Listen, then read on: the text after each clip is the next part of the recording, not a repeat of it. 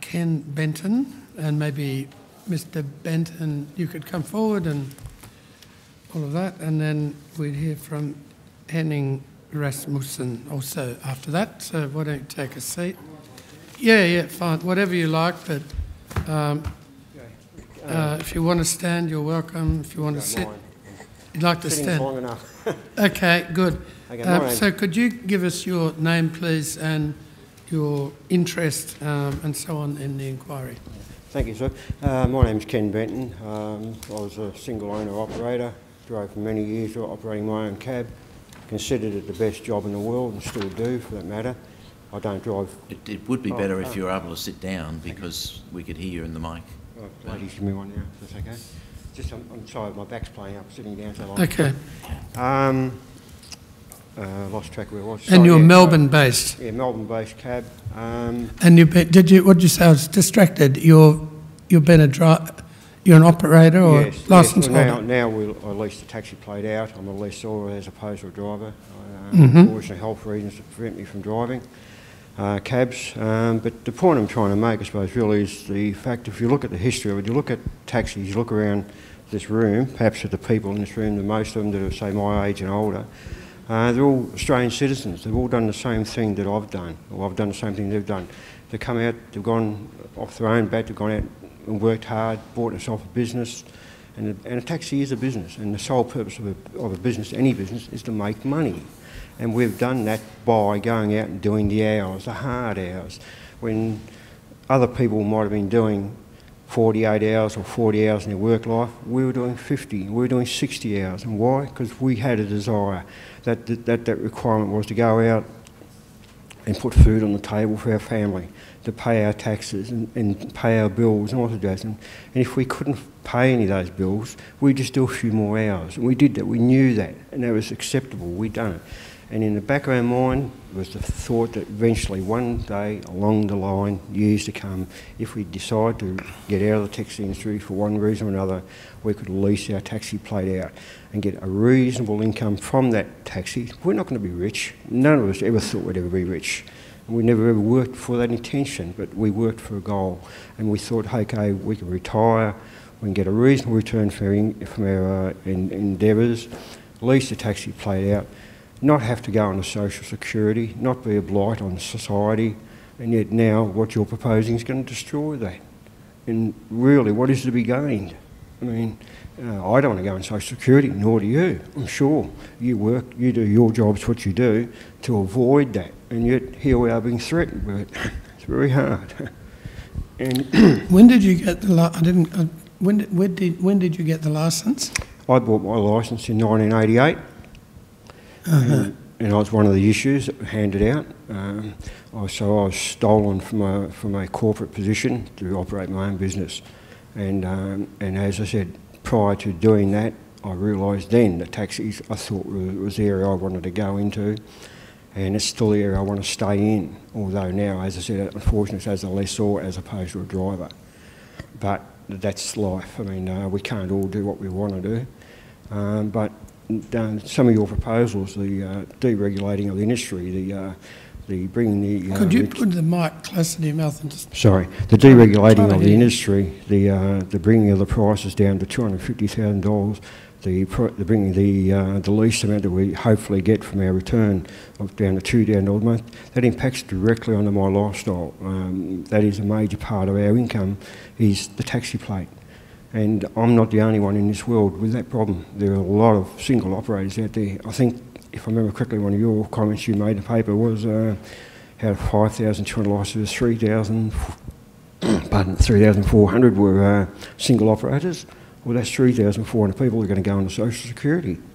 And that's not good for anyone, for them, for the government, for anyone. And yet we've done the hard yards. We've gone out and we've worked. We've made a position for ourselves in life. You know, we've got to security, and now it looks like being taken away from us. It's not really fair. I don't know what else to say. A lot of things I thought I would say, but I can't. Thank you.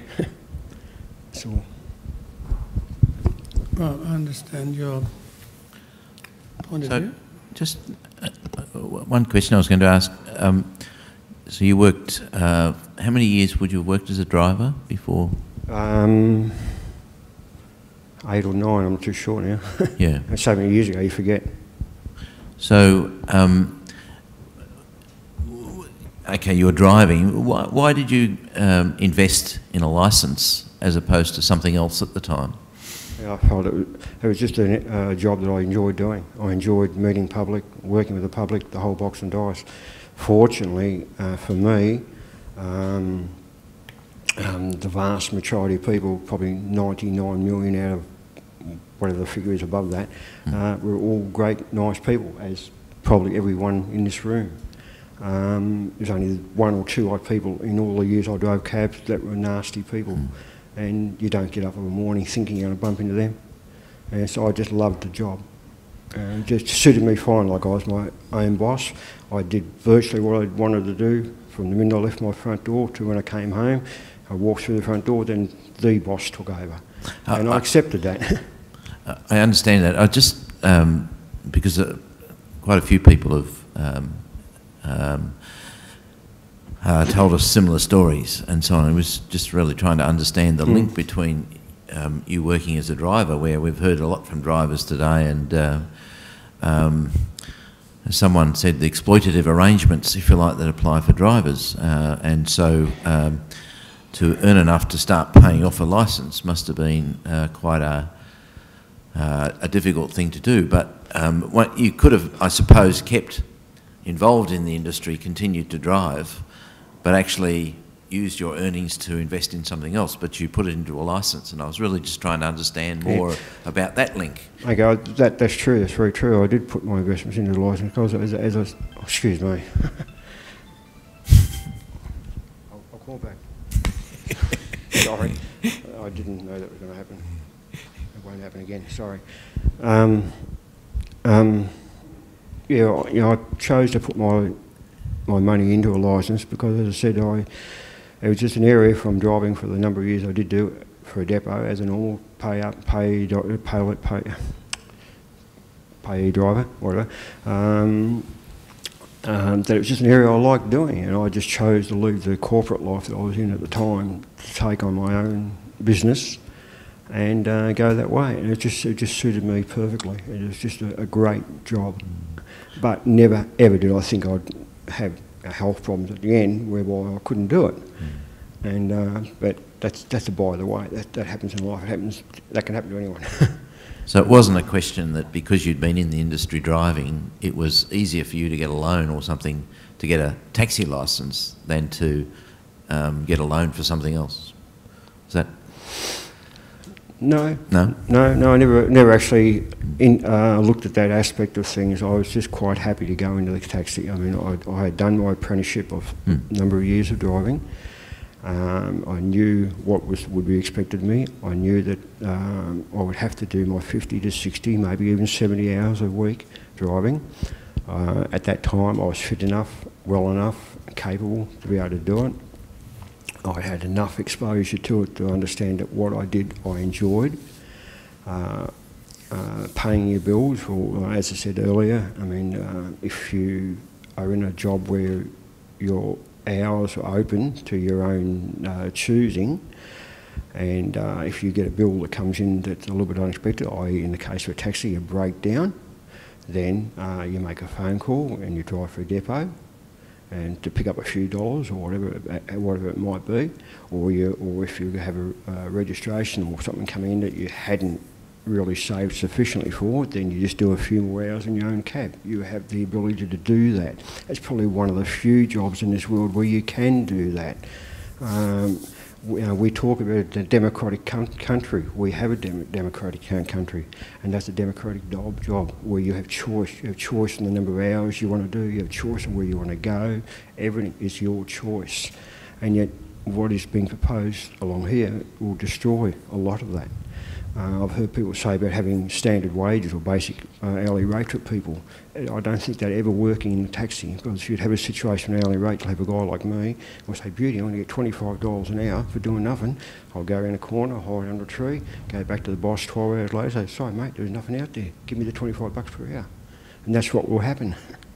I mean, so our rates won't work like that.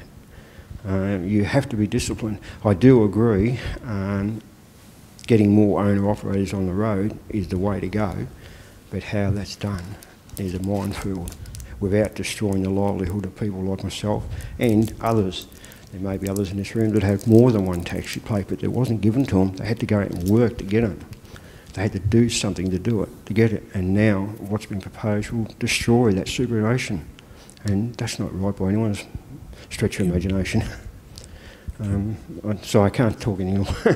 So thank you. Yeah, thanks very much.